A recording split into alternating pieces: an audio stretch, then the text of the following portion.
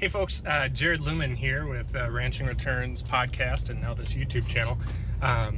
We're just hauling cattle out to grass, and this is probably, this is why I really wish we had contiguous grass. Get jealous sometimes of the folks out west that have, massive ranches all in one piece or just in general contiguous, whatever size, wherever you are.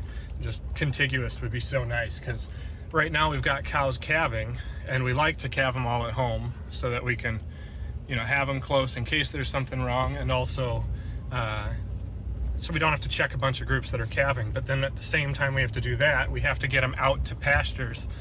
Right now I've got the heifer calves, last year's heifer calves behind me. I'm hauling them out to pasture. This cornfield was actually where we ran our bred heifers last winter. They grazed on here until the middle of February, or early February, middle February, something like that, on this cornfield. But out in the back here is the pasture where I'll drop off these heifer calves, and they'll spend the summer out here. But just in general, I really dislike having to move cattle around. It's a pain in the butt now. It's a pain in the butt during breeding season when we're trying to bring them all home to AI. It's hard because we got grass growing everywhere, but we don't have the cows. Not all the cows are calved, and they're not maybe ready to go out and stuff. That's, it's tough.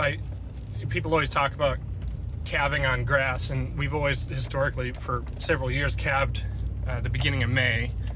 Last year we moved to April 15th. The hope was a few things, but one of those large reasons is so that we can have most of the calving done before cattle are ready to be out on grass, so that we can just kick them right out, onto pasture and stuff. Because if they were all on grass, we had them all at home, we'd have grass getting rank ahead of us. So it's a bit of a pain in the butt, this shuffling cows around. We have to do it a few times a year. In the spring, obviously, when we're calving, we got to shuffle them around. And then during AI season, we try to bring all the cows back home. And again, we've got pasture on 7 different sites. So we try to bring them all back home for AI. And then we kind of kick them back out to grass again. And then in the fall, whenever that time is for them to be ready to come home, there's some animals that are getting off grass before others. Their grass is done or ready before others, and we're shuffling them home and stuff. But yeah, these are the heifer calves.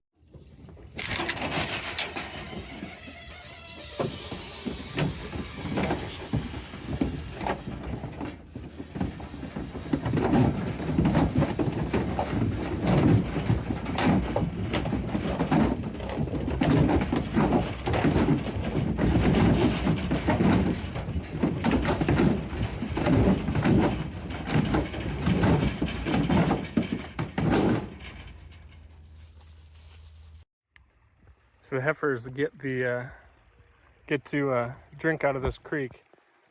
Back at our home farm, we have no live water like this. Our farm is 10 miles east of this place, and we picked up this pasture. It has 3 separate pastures, and all 3 of them water completely off of flowing creeks and tile lines. It's like a totally different landscape. The soils are much heavier, much wetter, a lot more water flowing and stuff back at our place, and all the other pastures we rent that are east of here. Everything's off of well water and pipeline. So it's kind of nice, because on one hand, you don't have to worry about them, somehow turning the water off, a hose breaking, and no water to them. But on the other hand, now a couple years ago it was extremely dry, and this creek did dry up, so that was a problem, obviously. And it also makes fencing a little more difficult when you got to fence through a creek.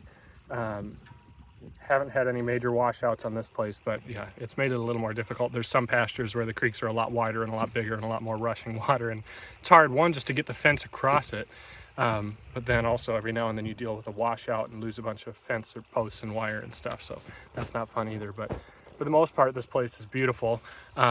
This is kind of a valley that weaves through it, and then there's some steeper but tillable ground that he's seeded down to pasture up on the top, and that's where they'll, most of their feed is, and they come down here to get some water. So hauled 25 in this load, got a little over 110 or so heifers. Got a haul here in the next day or so. My 4-year-old has his preschool play tonight, so won't be able to haul them all yet tonight, but better get going. So I'm not complaining about all the pastures we've got. We're fortunate to have it in this area where everything is pretty much row crop land except what's too steep, wet, or rocky to farm. That's kind of what we have to deal with. Is we rent and run the pasture on the ground that the people can't farm, and it works for us. It's our context.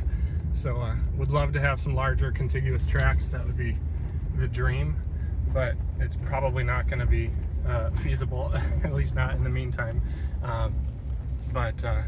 Yeah, we make this work. It just means a lot of shuffling and hassling cattle around, which can be a bit of a pain. We were lucky to we invested sort of an upgrade, sort of a downgrade, in a little bit bigger trailer. We went from a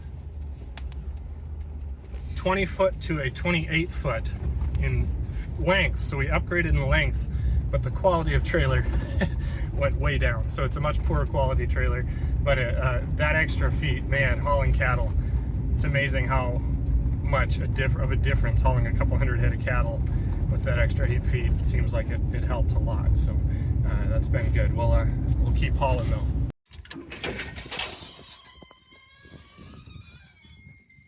First group hasn't quite figured out how to get down into the creek where the water is, it looks like, yet.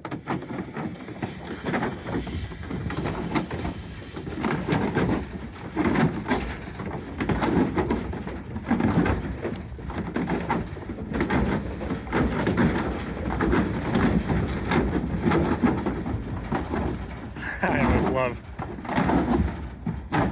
love turning out cattle to pasture. Well, there goes the last load. I'm gonna just go drive out there and make sure that everything we dropped off yesterday is still where they're supposed to be. Always nervous when you drop them off the first time. Guess there's a couple in there that haven't figured out how to get off the trailer. Come on, girls. There you go.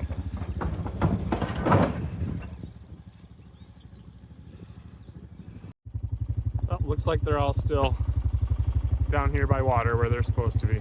So.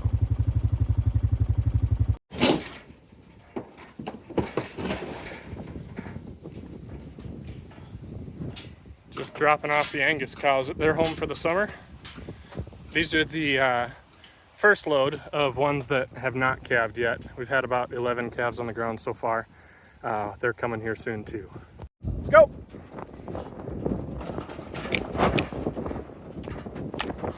Come.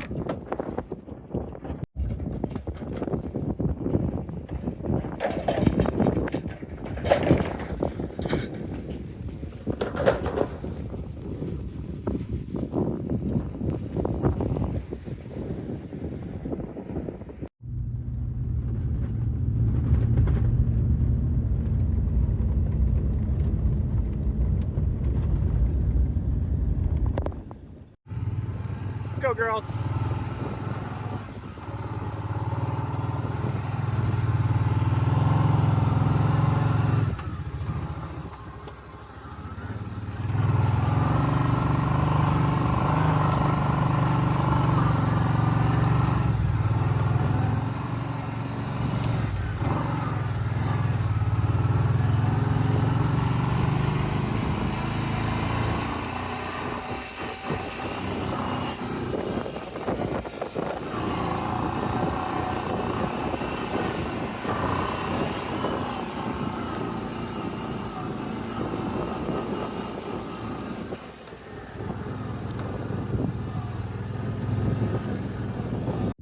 So this is a farm, pasture, about 90 acres or so that we rent about 13 miles from home. This is where the Angus cows are going to spend this summer. We just brought the ones that have not yet calved here today. There's about 36, I think, that I brought today. We've got 11 or 12 calves at home, cows with calves, and we're going to bring them here probably tomorrow, pretty soon. Drop them off as well. The plan is this farm's pretty well developed as far as fence and water infrastructure. There's kind of what are called what we call raceways, dividing the farm into sections that are easy to subdivide further. There's 1, 2, 3, 4, 5, 6, 7 or 8 larger paddocks or raceways that we subdivide typically as the summer goes on. Right now, since these cows are all calving, the plan is not to do a lot of subdivision. Give them big space, give them area to walk away and have their calves. There's a lot of grass here. Probably should have had cows here a few days ago, if not a week or more ago.